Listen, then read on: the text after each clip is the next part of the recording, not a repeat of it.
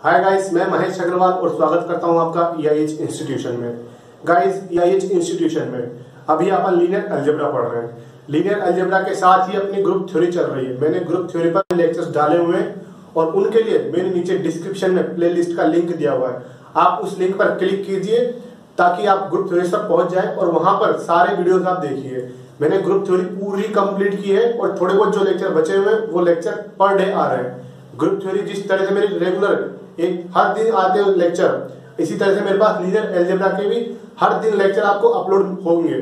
आपके पास linear algebra के हर दिन लेक्चर मिलते जाएंगे ताकि आपकी एजुकेशन अच्छे से हो, आप अच्छे से स्टडी कर पाए।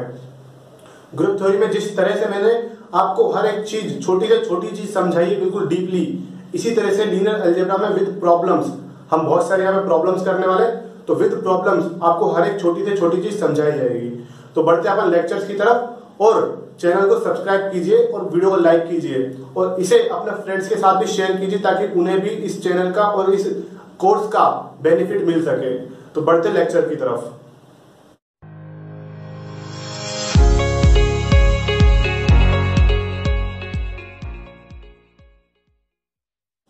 तो गाइस, अभी तक क्या अपन ने लास्ट लेक्चर में बेसिस एंड डायमेंशन इन पर क्वेश्चन देखे थे, ठीक है।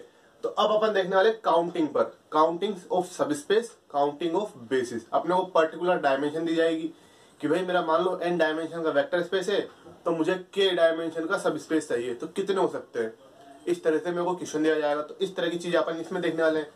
और अपने को कोई एक वेक्टर स्पेस है तो उसमें मतलब उसमें बेसिस कितने हो सकते हैं, बेसिस कितने हो सकते हैं, अपन वो चीज देखने वाले हैं। ओके, तो देखो सबसे पहले अपन देखेंगे V की कार्डिनलिटी, वेक्टर स्पेस की कार्डिनलिटी क्या होती है, अपन वो देखने वाले हैं। तो देखो V मेरा क्या है, n डायमेंशनल वेक्टर स्पेस, यानी कि V मेरा फाइनाइट डायमेंशनल वेक्टर स्पेस है। Okay, over a field F of cardinality PK, यानी कि फील्ड की कार्डिनलिटी कितनी है, PK। P क्या है, अपना प्राइम है। मैंने आपको शुरुआत में बताया, फर्स्ट लेक्चर में अपन ने जब फील्ड पढ़ा था उसमें बताया था मैंने आपको कि फील्ड की कार्डिनलिटी PK टाइप की होती है, ठीक है, प्राइम पावर में होती है। तो कार्डिनलिटी ऑफ V कितनी होगी, कार्डिनलिटी फील्ड की पावर n, और n क्या है यहाँ पे, डायमेंशन है, वेक्टर स्पेस की डायमेंशन है n। ओके, फाइनाइट डायमेंशनल हुआ तो डायमेंशन, तो वेक्टर स्पेस कार्डिनलिटी कितनी आएगी, फाइनाइट आएगी, क्योंकि फील्ड भी फाइनाइट कार्डिनलिटी है, डायमेंशन भी फाइनाइट है, तो फाइनाइट की पावर फाइनाइट करोगे तो वो फाइनाइट आएगा। ओके, अगर इनफाइनाइट डायमेंशनल में वेक्टर स्पेस ले लेता हूं मैं तो क्या होगी इसकी cardinality, infinite. Okay, Rn over R cardinality कितनी है, R की Rn ओवर R, फील्ड कितना है, फील्ड कौन सा अपना R, set of real number, उसकी कार्डिनलिटी कितनी है, इनफाइनाइट। तो इनफाइनाइट की पावर n करोगे तो वो कितना आएगा, इनफाइनाइट। ओके, इस तरह से करते हैं। तो कार्डिनलिटी भी याद रखना, PKn। ओके, अब अगला देखो ordered basis. Guys, ordered basis बहुत ही ज्यादा इंपॉर्टेंट है। इसके बाद, आज के बाद आप जब भी आगे पढ़ोगे ना, आपको ऑर्डर्ड बेसिस याद रखना है। आपके हर जगह पे ऑर्डर्ड बेसिस टर्म आएगी, कोई भी क्वेश्चन हुआ उसमें ऑर्डर्ड बेसिस टर्म आएगी। और ऑर्डर्ड बेसिस इतना ज्यादा इंपॉर्टेंट क्यों है ये मैं आपको बताऊंगा नेक्स्ट चैप्टर में, जब आपको लीनियर ट्रांसफॉर्मेशन पढ़ाऊंगा मैं, उसमें जब अपनी मैट्रिक्स रिप्रेजेंटेशन आएगी ना, उसमें आपको समझ में आएगा ऑर्डर बेसिस की इंपॉर्टेंस क्या है, ठीक है। तो सबसे पहले ऑर्डर बेसिस को समझ लो क्या होता है। Let VF be n dimensional vector space, अपना क्या है, n डायमेंशनल वेक्टर स्पेस है over the field M, where cardinality of F P equals to QK, P equals to QK। Okay, और Q क्या है अपना प्राइम, Q क्या है अपना प्राइम है। Then B equals to X1 X2 X3 Xn। अब इधर ध्यान दो कि B equals to X1 X2 X3, आप इसको ऐसे नहीं लिखोगे बिल्कुल भी कि अगर ये X2 X5 X1 इस तरह से आप नहीं लिखोगे, ये अपना ऑर्डर बेसिस नहीं है, ये है ऑर्डर बेसिस, ठीक है। 1 2 3 एंड इस तरह का अपना ऑर्डर बेसिस है, इंक्रीजिंग ऑर्डर में। ओके, ये अपना ऑर्डर बेसिस है। ऑर्डर बेसिस अपना बहुत ही ज्यादा इंपॉर्टेंट है, ठीक है। इस टर्म से, इस टर्म का बहुत बड़ा मतलब है, और जैसा मैं बता चुका हूँ लीनियर ट्रांसफॉर्मेशन में आप समझ भी जाओगे, ठीक है। तो इस तरह से लिखोगे आप, ये गलत होगा लिखना। ओके, तो B ये अपना ऑर्डर बेसिस है V ओवर F का। देन फर्स्ट ऑप्शन, फर्स्ट अपना पॉइंट क्या है, the function Fn to V। अब देखो Fn टू V, Fn क्या है अपना फील्ड है, F फील्ड है, Fn फील्ड हो जाएगा, तो Fn ओवर F ये वेक्टर स्पेस हो जाएगा मेरा। ओके, और V की भी फील्ड कौन सी है, F है, तो मैं Fn से V में एक मैपिंग डिफाइन कर सकता हूँ, नहीं कर सकता हूँ? और डिफाइन किस तरह से कर रहा हूँ मैं? इस तरह से कि अल्फा 1 अल्फा 2 अल्फा n ये सब, तो इनका समेशन कर दूंगा मैं। ये एक्स आई कहाँ से है? ऑर्डर बेसिस से, ठीक है। अब देखो मान लो v ओवर f मेरा टपल हुआ, मान लो v ओवर f मेरा टपल सेट हुआ, इसका मतलब क्या होंगे? x1 x2 x3, ये भी कुछ टपल टाइप में होंगे इस तरह से, ठीक है, इस तरह से होंगे कुछ टपल टाइप में। तो समेशन अल्फा आई एक्स आई, ये भी क्या आएगा? ये भी टपल टाइप में आएगा। और अल्फा आई कहाँ से है मेरे पास? फील्ड से। अल्फा आई कहाँ से? फील्ड से। तो इस तरह की जो मैपिंग मैंने डिफाइन करी है, ये मैपिंग मेरी क्या होनी चाहिए? बाइजेक्टिव। बाइजेक्टिव यानी कि 1-1 ऑन टू टाइप की मैपिंग होनी चाहिए मेरे पास, ठीक है। कौन सी? 1-1 ऑन टू टाइप की मैपिंग होनी चाहिए, ठीक है। ये अपना पॉइंट बहुत ही ज्यादा इंपॉर्टेंट है, ठीक है, ये अपना बहुत ही ज्यादा इंपॉर्टेंट पॉइंट है। बाकी के जो एक और पॉइंट लिख देता हूं मैं, ये नॉर्मल से पॉइंट है, नॉर्मल सा सीधा साधा पॉइंट है। ये क्या है वो? कि the cardinality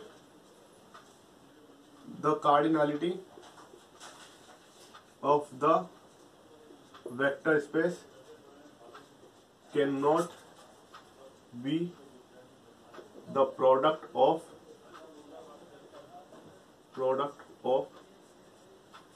two distinct prime powers, ठीक है। अपन का जो वेक्टर स्पेस है ना, उसकी कार्डिनलिटी पी के एन टाइप की होगी। ऐसा नहीं होगा कि भाई पी के क्यू एल की पावर एम, इस तरह का नहीं होगा अपना, ठीक है। इस तरह का एन, ये अपना इस तरह का नहीं होगा। ये सिर्फ एक प्राइम की पावर में होगा, ठीक है, एक प्राइम की पावर में होगा। तो ऑर्डर बेसिस मुझे यहाँ पे समझना था आपको। तो ऑर्डर बेसिस मतलब क्या है? इस तरह का। आप इसको इंटरचेंज नहीं करेंगे, आगे पीछे नहीं करेंगे इसको। और किस तरह से हो रहा है कि फंक्शन जो आप डिफाइन कर रहे हो, ये फंक्शन जो डिफाइन कर रहे हो, ये क्या होगा? मेरा बाइजेक्टिव होगा। क्या होगा? मेरा बाइजेक्टिव फंक्शन होगा, यानी कि 1-1 ऑन टू, ठीक है। अब अपन देखते हैं काउंटिंग समझते हैं अपन। क्या काउंटिंग समझते हैं? काउंटिंग को आपको बड़े ध्यान से समझना है, ठीक है। काउंटिंग को आपको बड़े ध्यान से समझना है कि किस तरह से काउंटिंग अपन करने वाले हैं। तो देखो काउंटिंग, तो सबसे पहले अपन देखते हैं counting of linearly independent sets, okay. कि अपने पास एल आई सेट कितने होंगे, ठीक है, एल आई सेट अपने पास कितने होंगे। तो देखो let V over F be the vector space, ठीक है। मैंने V over F vector space मान लिया। अब सपोज करो मेरे पास S कुछ इस तरह का है, x1 x2 x3 x4 xk, ये मेरा क्या है? Li सबसेट है, किसका? V का, ओके। एग्जांपल में समझो पहले एक बार कि भाई मेरे पास R5 ओवर R है, ठीक है। मैंने S में ले लिया E1 E2 E3, इस तरह का ले लिया मैंने। तो देखो पहले आपको E1 E2 E3 पता होना चाहिए। E1 किस तरह का होगा? 1 0 0 0 0। ये देखो 5 टपल में है ना, क्या है मेरे पास? 5 टपल में है, ओके। तो इस तरह का मेरे पास ये होगा E1। E2 के लिए 1 कहां पर आ जाएगा? यहाँ पर। E3 के लिए 1 कहां पर आ जाएगा? यहाँ पर। अब ये S मेरा Li है, Li सबसेट है, बेसिस नहीं है, ऑफकोर्स बेसिस नहीं है, बट Li सबसेट है, ठीक है। तो एक तो मेरा S ये मान लो मैंने M मान लिया एक कुछ इस तरह का कि भाई 1 0 0 0 0, ठीक है। एक तो ये है। अगला मैंने मान लिया कि 1 1 0 0 0, ठीक है। अगला मैंने ले लिया 1 1 1 0 0, ठीक है, मैंने ये ले लिया। ये भी मेरा Li है, इसको आप चेक करो, ठीक है। पिवट एलिमेंट बनाओ, कॉलम में लिख लो, इसको चेक करो, पिवट एलिमेंट बनाओ, ये भी Li होगा। बेसिस नहीं है क्योंकि इस R5 एग्जांपल लिखा था ना ये कि भाई R5 ओवर R डायमेंशन कितनी होती है? 5 होती है। M में कितने एलिमेंट है? M और S में 3 एलिमेंट है, तो ऑफकोर्स सी बात है बेसिस तो होगा नहीं, बट ये Li है। तो देखो ये भी Li है, एलिमेंट कितने इसके? 3। S का ऑर्डर कितना है? 3 है, Li है। M का ऑर्डर कितना है? 3 है, Li है। तो अपने पास कोई भी n dimensional and dimension V equals to n dimension of V कितनी है अपने पास, n है। तो कोई भी अपने पास n डायमेंशनल वेक्टर स्पेस होगा ना, उसमें पर्टिकुलर कार्डिनलिटी, ध्यान से सुनो, पर्टिकुलर कार्डिनलिटी का Li सबसेट कितने होंगे, Li सबसेट कितने होंगे वो मुझे चेक करना है, ठीक है। तो जैसे S की कार्डिनलिटी मैंने यहाँ पे K मानी, तो मान लो एक मेरा दूसरा S डैश में एक नया लेके आता हूँ, मेरा y1 y2 y3 yk, ठीक है, ये भी मेरा Li है, मान लो ये भी Li है। तो इस तरह के कार्डिनलिटी K के कितने सबसेट हो सकते हैं मेरे पास जो कि Li हो, जो कि क्या हो, Li हो, कितने हो सकते हैं। तो उसका फॉर्मूला देखो, देन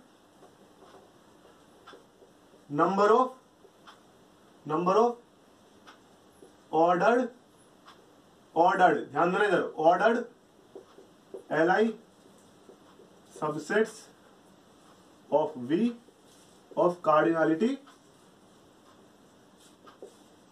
K, ठीक है, कार्डिनलिटी K कितने होंगे। तो इसके लिए मैं आपको एक फॉर्मूला बताता हूं। देखो, अगर आपने ग्रुप थ्योरी देखी है, ग्रुप थ्योरी देखी, तो उसमें आपने देखा होगा GLN ZP का ऑर्डर कितना बताया था मैंने, p to the power n minus p to the power n minus 1, ठीक है, p to the power n minus p to the power n minus 2, इस तरह से p to the power n minus p to the power n minus 1, इस तरह का बताया था मैंने। ओके, अब इधर देखो, तो जितना ये है ना, इसमें n की जगह पे k कर दो, क्योंकि ऑर्डर k, कार्डिनलिटी k का चाहिए ना अपने को, तो यहाँ पे n की जगह पे k कर दो और यहाँ पे p to the power n ही रहने दो, ठीक है। एंड इधर एक और चीज लिखनी है, एंड कार्डिनलिटी ऑफ f मेरे पास क्या है, p है, कार्डिनलिटी ऑफ f मेरे पास p है। Okay, then number of order Li subset of cardinality of v of cardinality k equals to p to the power n minus p to the power k minus 1, p to the power n minus p to the power k minus 2, p to the power n minus p to the power k minus 3, ठीक है, इस तरह चलता चलता p to the power n minus 1, ठीक है, इस तरह से ये होगा।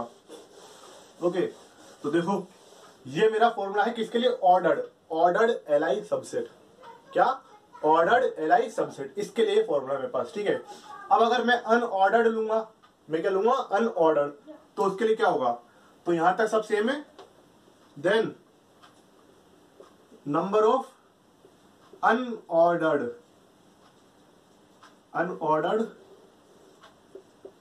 Li subsets of V of cardinality K, कितने होंगे मेरे पास, ये होंगे मेरे पास number of ordered Li subset of cardinality V of K, ठीक है, यानी कि ये पूरा पूरा अपॉन फैक्टोरियल K, यानी कि मेरे पास p to the power n minus p to the power k minus 1, p to the power n minus p to the power k minus 2, p to the power n minus p to the power k minus 3, चलता चलता p to the power n minus p to the power n minus 1 upon factorial k। इतने मेरे पास unordered, कौन से, unordered Li subset होंगे V के, जिनकी कार्डिनलिटी K होगी, कितने होंगे, इतने होंगे, ठीक है, इस तरह से अपने को देखना है। तो देखो ये फॉर्मूला आपको याद रखना है, और आपसे अधिकतर ऑर्डर्ड की ही बात की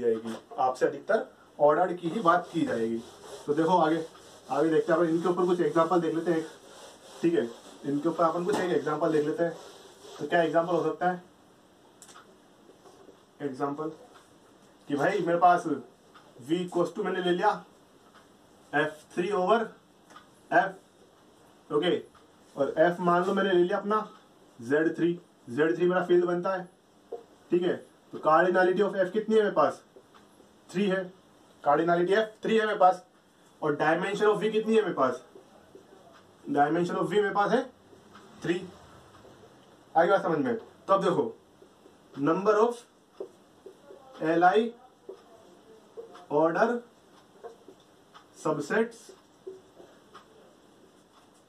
ऑफ कार्डिनलिटी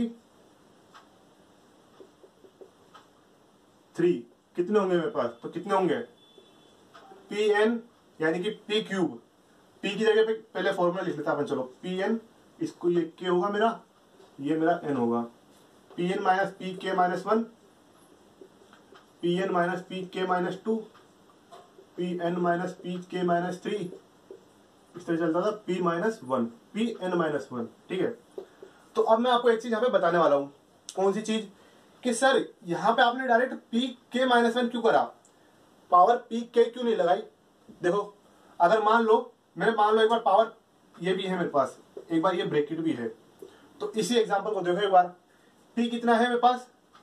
पी फील्ड की कार्डिनलिटी पी है, ये सॉरी के नहीं है, ये पी है, के नहीं है, ये पी है। कार्डिनलिटी इधर 3 आई ना, तो ये है अपना के।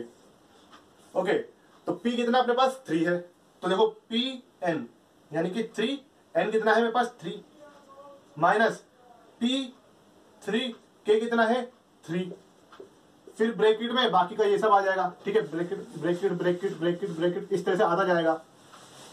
ओके, तो देखो ये कितना हो गया, ये दोनों इक्वल है, 0 हो गया। क्या हो गया? 0 हो गया। इसके हिसाब से क्या बोलता है ये कि भाई कार्डिनलिटी 3 का मेरे पास एल आई ऑर्डर सबसेट होगा ही नहीं, वी का होगा ही नहीं एल आई ऑर्डर सबसेट, क्योंकि तो 0 दे रहा है। जबकि सबसे सिंपल तो अपन यही जानते हैं, कौन सा होता है? E1 E2 E3, जानते नहीं जानते? तो इस वजह से ये हट गया। आगे बात समझ में? तो अब निकाल दो सीधे सीधे कि भाई क्या होगा। P अपने पास क्या है? P अपने पास 3 की पावर 3 माइनस 3 की पावर 2, 3 की पावर 3 माइनस 3, 3 की पावर 3 माइनस 1। K की जगह मैंने 3 रखा तो 3 माइनस 1 2, 3 माइनस 2 1, 3 माइनस 3 0, तो P की पावर 0 1 हो गया। अब लास्ट में जब 1 आ जाता है ना, तो 1 पे रोक देते हैं। ठीक है, अगर K4 होता तो एक और टर्म आ जाती, 1 पे रोक देता अपन। तो इतने होंगे, इसका आप आंसर निकाल लो कितना आ जाएगा। ठीक है, तो कितना था इसका? 27 minus 9, 18 into 27 minus 3, 24 and 27 minus 1 26। इसका आंसर निकालो कितना होता है, वो होगा आपके पास। ठीक है, मैं बोलूंगा एल आई ऑर्डर सबसेट, वापस रिपीट कर रहा हूं, ये तो ए था अपना, ए का आंसर इतना आ गया। अब बी ऑप्शन देखो मेरा, बी क्वेश्चन देखो, number of L I order subset of cardinality 2, मैंने 2 कर दिया। ठीक है, तो मेरे पास क्या होगा? मेरे पास ये टर्म हट जाएगी, ये टर्म हट जाएगी मेरे पास, क्योंकि जब मैं के की जगह पे 2 रखूंगा तो 2 माइनस 1 कितना होगा? 1, तो 3 की पावर 1 आ गई। फिर 2 माइनस 2 कितना होगा? 0, तो 3 की पावर 0 यानी कि 1, और 1 आते रोक देना है। तो कितना हुआ ये? 27 माइनस 3, 24 इंटू 27 माइनस 1 26, इतने होंगे मेरे पास। आगे बात समझ में? अब ये मैंने 2 के लिए कर लिया, 3 के लिए कर लिया। अच्छा, एक और बात देखते हैं, मैं बोल रहा था एक और बात देखते हैं कि मैंने शुरुआत में k = 3 लिया था। किसी के मन में सवाल आएगा, सर k = 4 क्यों नहीं, k = 5 क्यों नहीं, 6 7 100 1000 ऐसा क्यों नहीं? देखो डायमेंशन कितनी है? 3 है। तो जो भी मेरे पास सबसेट होगा एस वी का, ठीक है, एस सबसेट होगा वी का, तो वो एल आई होगा ना, तो उसमें मैक्सिमम 3 ही एलिमेंट हो सकते हैं एल आई, बाकी सभी उनके कॉम्बिनेशन से बनेंगे। क्योंकि अगर ज्यादा मेरे पास एल आई हो गए, मान लो मेरे पास 4 एलिमेंट्स हैं जो एल आई हो गए, तो डायमेंशन बेसिस में अपन क्या बोलते हैं कि भाई number of L I elements, basis में क्या होता है? एल आई एलिमेंट होते हैं। तो बेसिस में मेरे पास ये 4 एलिमेंट आ जाएंगे जो कि एल आई होंगे, तो डायमेंशन कितनी आ जाएगी? 4, लेकिन एक्चुअल डायमेंशन कितनी है मेरे पास? 3। तो जितनी डायमेंशन है ना सेट के पास, मैक्सिमम उतने ही एल आई एलिमेंट हो सकते हैं एक सबसेट के पास, सबसेट में। ओके, एक सबसेट में n he maximum L I element हो सकते हैं। आगे बात समझ में? अब आप बोलो कि सर मैंने मान लिया S कोई सबसेट है V का, ये मेरा, इसमें मेरे पास 3 है ना, तो 3 एलिमेंट है जो एल आई है। S डैश में कोई नया सबसेट लेके आता हूँ V का, तो वो भी मेरे पास 3 एलिमेंट है, वो भी एल आई है। तो इसे तो मेरे पास 6 एलिमेंट हो गया एल आई। 6, अभी मैंने थोड़ी देर पहले एलिमेंट दिखाए भी थे आपको, ठीक है, R5 ओवर R में एलिमेंट दिखाए भी थे मैंने आपको। तो आप बोलो सर 6 एलिमेंट हो गया एल आई, तो वहां पे R5 में R5 ओवर R की डायमेंशन कितनी थी? 5 थी। मैंने S में कितने आपको 3 दिखाए थे और M में 3 दिखाए थे। अब बोलोगे ऐड करके कि सर ये तो 6 एलिमेंट हो गए जो कि एल आई होंगे, गलत है। चेक करो एक बार, आप बोल रहे हो ना 6 एलिमेंट हो गए, तो इन 3 और इन 3 को एक साथ मैट्रिक्स बनाओ, नंबर ऑफ पिवट एलिमेंट निकाल के देख लो कितने आते हैं एल आई, कितने आते हैं वो बना के देख लो। मैक्सिमम आपके एलआई सिर्फ 5 आ सकते हैं, 5 के आगे आएंगे ही नहीं आपके एलआई, 5 के आगे एलआई एलिमेंट्स आएंगे ही नहीं। ठीक है, ये 3 आपस में एलआई है एस के अंदर, ये 3 आपस में एलआई है एम के अंदर। ओके, दोनों एक साथ मिक्स कर दोगे फिर बोलोगे 6 मेरा एलआई एलिमेंट, वो नहीं होगा, वो नहीं होगा। ठीक है, तो इस चीज का ध्यान रखना। तो सवाल पे आते हैं अपन। ठीक है, सवाल पे आते हैं। तो देखो, हाँ इतने एलिमेंट हो जाएंगे k इक्वल टू 2 के लिए। अब k equal to 1, k equal to 1 के लिए क्या होगा, तुम्हारे पास ये हट जाएगा। ठीक है, तो ये हट जाएगा, यानी कि 26 एलिमेंट मेरे 26 सबसेट होंगे, ऑर्डर्ड सबसेट होंगे कार्डिनलिटी 1 के, जो कि एलआई होंगे। ओके, अब मैं करता हूं यहां पर कार्डिनलिटी 0, तब क्या होगा, तो ये हट जाएगा। ठीक है, अभी फॉर्मूला अपने पास ये है। ठीक है, ये हटा नहीं हटा उनको छोड़ो, क्योंकि ये तो क्वेश्चन रिलेटेड था, तो मैं हटाता क्या उसको छोड़ो। आप फॉर्मूला लगाओ, नॉर्मल फॉर्मूला। अब इसमें k इक्वल टू 0 है, k इक्वल टू 0 यहां रखोगे तो क्या बनेगा, p की पावर 0 - 1 क्या बनेगा मेरे पास, p की पावर -1 1/p। जबकि जब भी अपन ऑर्डर वगैरह निकालते हैं, नंबर ऑफ एलिमेंट निकालते हैं, तो 1/p, इसका तो कोई कॉन्सेप्ट ही नहीं होता, कोई कॉन्सेप्ट नहीं होता। तो जब ऑर्डर 0 होगा ना, k का ऑर्डर, यानी कि s का ऑर्डर कितना हुआ, 0 हुआ, सबसेट का ऑर्डर, तो मेरे पास ये फॉर्मूला वर्क नहीं करेगा। अब एक कॉमन सेंस लगाओ इसमें।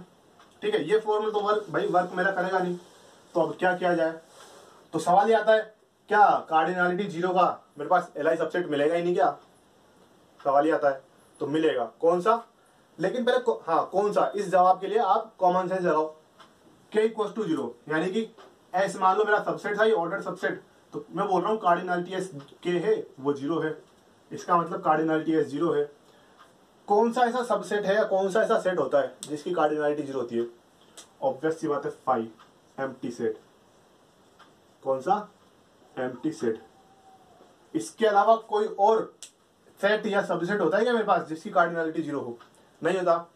इसका मतलब कि मेरे पास number of LI ordered subset of cardinality 0 कितने होंगे, is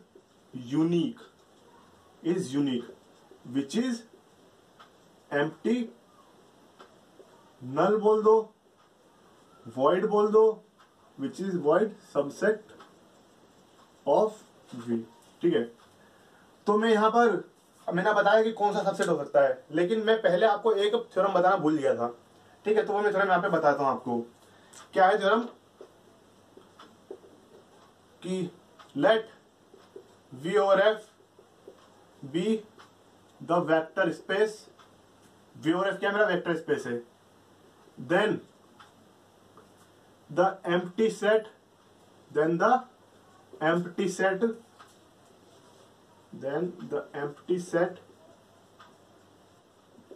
is always Li subset of V। ये मेरे पास इस तरह की ये थ्योरम है। ठीक है, तो इसका प्रूफ क्या है, प्रूफ बड़ा सिंपल सा है। तो यहां पर आप समझ गए होंगे कि भाई k इक्वल टू 0 पर यूनिक मिलेगा सबसेट, जो कि एम्प्टी सेट होगा, वो Li सबसेट होगा। लेकिन वो Li कैसे होता है वो मैं यहाँ पे बता रहा हूँ। लेकिन यहां तक मान लो आप इस थ्योरम के ऊपर तक कि भाई सबसेट मेरा एम्प्टी सबसेट, वो मेरा Li होता है। ठीक है, तो उसको मैं Li किस तरह से होता है उसको मैं शो कर रहा हूँ आपको। तो इसको मैं डालता हूँ सबको। तो देखो, इसका प्रूफ करते हैं अपन। Let S subset of V be the Li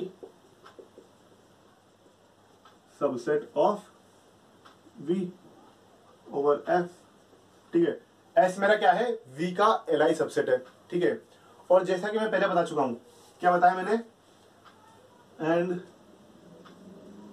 as we know कि every subset of Li set is also Li, कि Li का हर सबसेट मेरे पास क्या होता है, Li होता है। मैंने आपको थ्योरम करवाई है, समझिए थ्योरम करवाई है मैंने आपको। तो देखो, since phi also subset of S, empty set हर किसी का सबसेट होता है, तो इम्प्लाइज दैट फाइव भी मेरा क्या होगा, five is also linearly independent, linearly independent set बोल दो, सबसेट बोल दो, सबसेट ज्यादा अच्छा रहेगा, ओके सबसेट ज्यादा अच्छा रहेगा। तो फाइव भी मेरा लीनियरली इंडिपेंडेंट होगा, ओके। तो ये मेरी थ्योरम थी, बड़ी सिंपल सी थ्योरम थी, देख लो मैंने कॉमन सेंस को इसमें यूज किया है और कितनी छोटी सी थ्योरम है ये, ठीक है, कितनी छोटी सी थ्योरम है। तो मैंने अभी आपको इसके ऊपर मैंने आपको ऑर्डर्ड वाले बताए, तो आप अनऑर्डर्ड वाला निकाल लेना। नीचे क्या करोगे, हर किसी में 3 फैक्टोरियल, ठीक है, f3/3 था तो मैंने कार्डिनलिटी 3 मानी थी तो 3 फैक्टोरियल, कार्डिनलिटी 2 का चाहिए तो 2 फैक्टोरियल, कार्डिनलिटी 1 का चाहिए तो 1 फैक्टोरियल, और जो कार्डिनलिटी 0 यानी कि 5 होता है, कार्डिनलिटी 0 वो 5 होता है, तो उसमें आपको 0 फैक्टोरियल नीचे नहीं करना है, और 0 फैक्टोरियल कर भी दोगे तो 0 फैक्टोरियल का आंसर 1 होता है, ठीक है। एक बार आप कोशिश करना निकालने की कि 0 फैक्टोरियल 1 आता कैसे, ये आपको होमवर्क है, आपने बीएससी वगैरह में पढ़ा होगा, 12th में पढ़ा होगा, इस तरह की प्रूफ्स आ जाता है छोटे मोटे, ठीक है। एक बार रिवाइंड करना, उसको रिमाइंड करने की कोशिश करना। हाँ, तो सवाल पे आते हैं।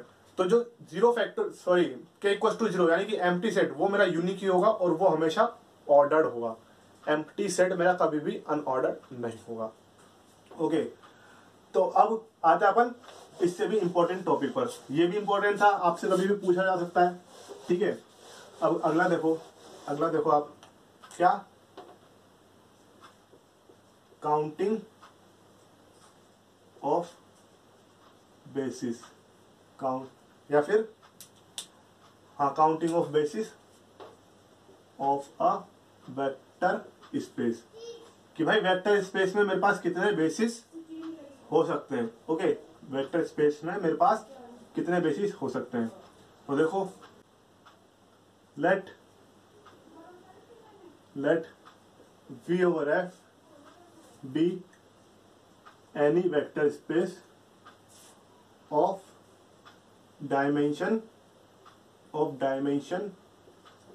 n, that is dimension of V में कितनी ले रहा हूं, n ले रहा हूं, एंड कार्डिनलिटी ऑफ F मैंने कितनी मानी, P मानी है, फाइनाइट डायमेंशन, फाइनाइट कार्डिनलिटी पे जा रहा हूं मैं, फील्ड की कार्डिनलिटी फाइनाइट है, उस पे निकलेगा मेरा, ठीक है।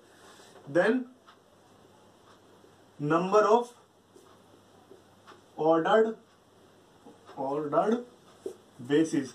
तो फ्रेंड्स जैसा कि वहां पर था कि अब लास्ट अभी एनआई सबसेट सेट में कि ऑर्डर्ड और अनऑर्डर्ड का चक्कर था ना वहां पर अभी पीछे, तो यहां भी ऑर्डर्ड बेसिस और अनऑर्डर्ड बेसिस का चक्कर रहेगा, ठीक है।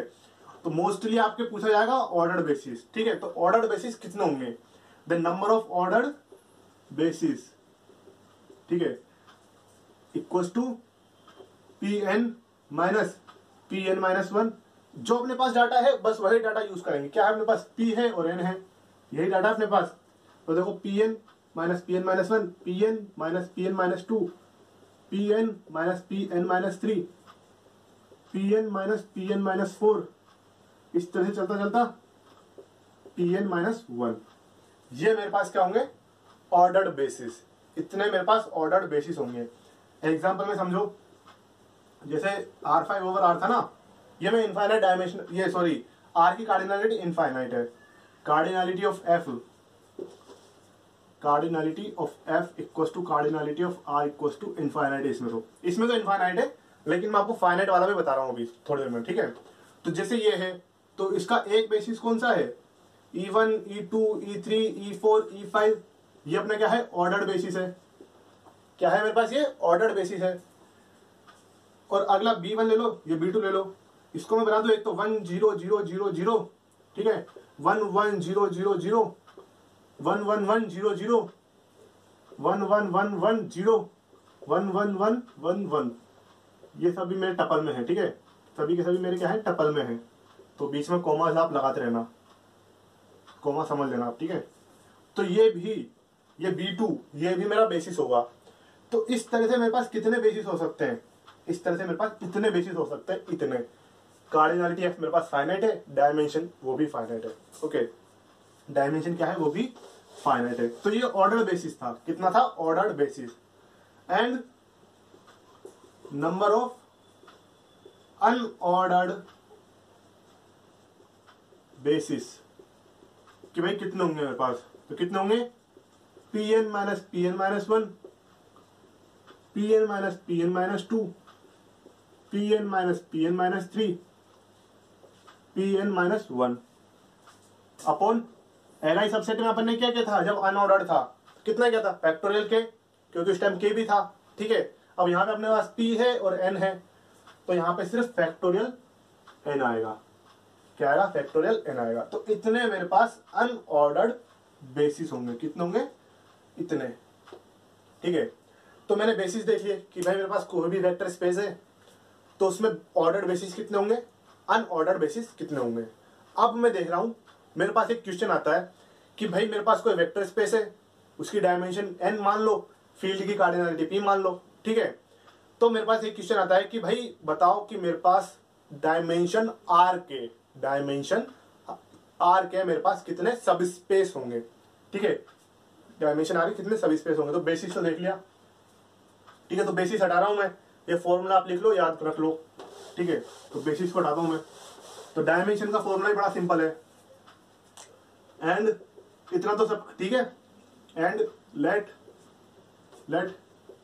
W be the sub space of dimension R। अब ये तो ऑब्वियस सी बात है क्या कि भाई मेरा R n से लेस देन इक्वल टू ही होगा क्योंकि सब स्पेस है, तो then number of subspaces of dimension R equal to Pn minus P R minus 1, Pn minus P R minus 2, Pn minus P R minus 3, ठीक है, Pn minus P R minus 4, ऐसे चलते चलते चलो इसको हटा लो, बात तो आप समझ ही जाओगे यहाँ पे आगे कि भाई Pn माइनस 1 यहाँ तक जाएगा, अपॉन अब यहाँ पे एक नई टर्म जुड़ेगी अपॉन में, वो क्या है कि भाई P R minus 1, P R minus P R minus 2, P R minus P R minus 3, ठीक है। तो यहाँ से चलते चलते P R माइनस 1, ठीक है, P R माइनस 1।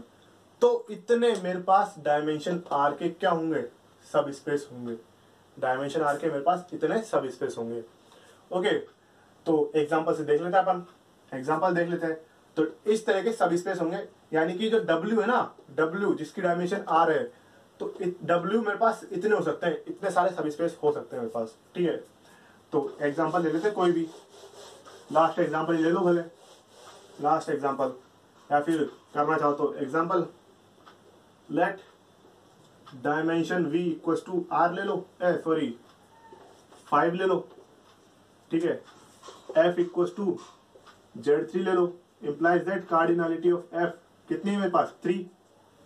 ओके, तो सबसे पहले तो नंबर ऑफ ऑर्डर्ड बेसिस कितने होंगे मेरे पास, कि भाई ये मेरे पास क्या है, ये N है और ये P है, तो P5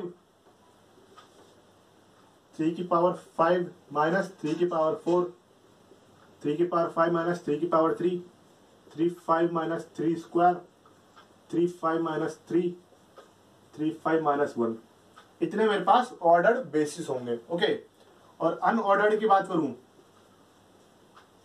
ORDERED, ठीक है, unordered, number of unordered basis वो मेरे पास कितने होंगे, तो वो मेरे पास होंगे 3 5 minus 3 4, 3 5 minus 3 3, 3 5 minus 3 2, 3 5 minus 3 1, 3 5 minus 1 upon क्या था फैक्टोरियल n, तो n क्या है मेरे पास, ये फैक्टोरियल 5, ठीक है। तो इतने तो मेरे पास ऑर्डर्ड बेसिस होंगे, इतने मेरे पास अनऑर्डर्ड बेसिस होंगे। ओके, तो ये ऑर्डर का हो गया। अब समझो क्वेश्चन, एक और क्वेश्चन लेके आता हूं मैं जो सब स्पेस के ऊपर है। देन क्वेश्चन ये रहा, find number of subspaces of dimension कितनी 4 डायमेंशन के मेरे पास कितने सब स्पेस होंगे। तो कितने होंगे कि भाई p की पावर n, 3 की पावर 5, डायमेंशन 3 कर लो इसको, ठीक है, वरना आप मिसमैच हो जाओगे। 3 पावर 5, या फिर इसको नया क्वेश्चन बना देते हैं क्योंकि एक जैसी चीजें दिखेंगी अभी आपको इसमें। मैंने मान लो इसको 7 ले लिया, ठीक है, ये कोई प्राइम होना जरूरी नहीं है, आप चाहो तो 8 ले लो, 9 ले लो, कुछ भी ले लो। डायमेंशन 7, मैंने इसको डायमेंशन 5 कर दिया, ओके, 3 की पावर 7, ओके। तो अब कितने होंगे, तो p की पावर n माइनस p की पावर n माइनस ये r माइनस 1, ये क्या है मेरे पास, ये r है, तो r माइनस 1, तो 5 माइनस 1 4, 3 7 माइनस r माइनस 2 यानी कि 3, 3 7 minus 3 square, 3 7 minus 3, 3 7 minus 1, okay, upon p की पावर r माइनस p की पावर r माइनस 1। इस तरह से करते हैं अपन। r मेरे पास 5 है, p मेरे पास 3 है, ओके। तो देखो p की पावर यानी कि 3 की पावर 5 माइनस 3 की पावर 4, 3 की पावर 5 माइनस 3 की पावर 3, 3 की पावर 5 माइनस 3 की पावर 2, 3 की पावर 5 माइनस 3 की पावर 1, 3 की पावर 5 माइनस 1। तो इतने मेरे पास क्या होंगे, सब स्पेस होंगे डायमेंशन 5 के, इतने मेरे पास सब स्पेस होंगे, ठीक है। इस लेक्चर में भी अपन ने काउंटिंग सीखी है। क्या सीखी है, काउंटिंग सीखी है। तो ये काउंटिंग आराम से एग्जाम में पूछी जाती है कि भाई कितने मेरे पास सब स्पेस हो सकते हैं, कितने मेरे पास बेसिस हो सकते हैं। ऑर्डर्ड बेसिस पूछ सकता है आपसे, अनऑर्डर्ड बेसिस आपसे पूछ सकता है, ठीक है। मैंने आपको थ्योरम बताई, ओके। और जो मैंने यूनिक वाला बताया था ना, कार्डिनलिटी 0 का यूनिक एम्प्टी सेट, तो उसको आप मत भूलना बिल्कुल भी, ठीक है, वो बहुत काम की चीज है। तो नेक्स्ट लेक्चर में अपन पढ़ेंगे अलजेब्रा ऑफ सब स्पेसेस। क्या, अलजेब्रा ऑफ सब स्पेसेस, यानी कि डायरेक्ट सम देखेंगे अपन। बेसिकली अपन देखेंगे उसमें डायरेक्ट सम, फिर सब स्पेसेस का कोशेंट देखेंगे, ठीक है, सब स्पेसेस का कोशेंट देखेंगे, फिर अपन उनके ऊपर देखेंगे, उनके बेसिस एंड डायमेंशन पर क्वेश्चन देखेंगे, ठीक है। तो मिलते हैं नेक्स्ट लेक्चर में अलजेब्रा ऑफ सब स्पेसेस के साथ। तब तक के लिए थैंक यू।